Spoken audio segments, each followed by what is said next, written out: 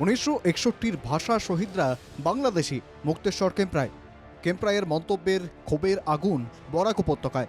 Dimasa writers ফোরামের সভাপতি মুক্তেশ্বর কেম্প্রায়। বরাকের থানায় থানায় মামলা বিভিন্ন দল সংগঠনের। লক্ষ্মীপুরে পুরল মুক্তেশ্বর কেম্প্রাইয়ের কুশপুতুল। মুক্তেশ্বর কেম্প্রাইকে গ্রেপ্তারের দাবি উঠল। 1961 সালের 19 মে ভাষা আন্দোলনে শিলচরে শহীদ হয়েছিলেন 11 জন।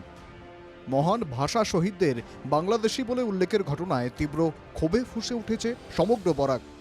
ভাষা শহীদদের প্রতি এই অবমাননা ডিমাসা রাইটার্স ফোরামের সভাপতি মুক্তেশ্বর কেম্প্রাইয়ের। ভাষা শহীদদের প্রতি এই মন্তব্যে তীব্র প্রতিক্রিয়া সৃষ্টি হয়েছে। কাছাড়ের লক্ষ্মীপুরে মিছিল বের করে অনেকগুলি সংগঠন। লক্ষ্মীপুরের শহীদ মিনারের সামনে থেকে বেরিয়ে মিছিলটি বিভিন্ন পথ পরিক্রমা করে। মিছিলটি পথ পরিক্রমা শেষে শহীদ মিনারের সামনে শেষ হয়। সেখানে পোড়ানো হয় কেম্প্রাইয়ের কুশপুতুল। আন্দোলনকারীরা ক্ষোভ প্রকাশ করে বলেন, কিছুদিন ধরেই বাঙালিদের বাংলাদেশি বলে অপমান করা হচ্ছে, এটা কোনোভাবেই মেনে নেওয়া হবে না। কিছুদিন থেকে আমরা দেখতে পাচ্ছি বাংলা ভাষার উপর তথা বাঙালিদের উপর টার্গেট করে বারবার বাংলাদেশি বলে অপমান বোধ করানো হচ্ছে আমাদেরকে, যেটা আমরা কোনোভাবেই মানতে পারবো না এবং পারছি না। তার জন্য আমরা এখানে আজ জমায়েত হয়েছি। বিক্ষোভকারীরা বলেন, মাতৃভাষার জন্য বরাকে আন্দোলন হয়েছে।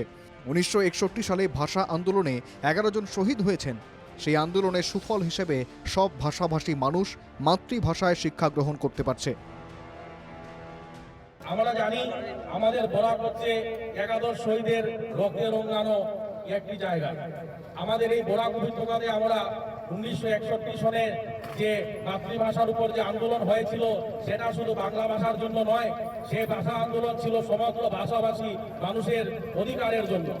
আজ আমরা সবাই জানি বিভিন্ন ভাষাভাষীর মানুষরা ওদের মাতৃভাষাতে পড়াশোনা করতে পারছে, শুধু বাঙালিরা নয়।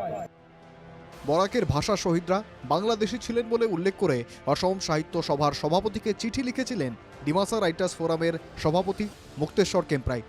তারপরই বরাক জুড়ে ছড়িয়ে পড়ে তীব্র প্রতিবাদ, বিক্ষোভ। এমনকি কেম্প্রাইয়ের গ্রেপ্তারের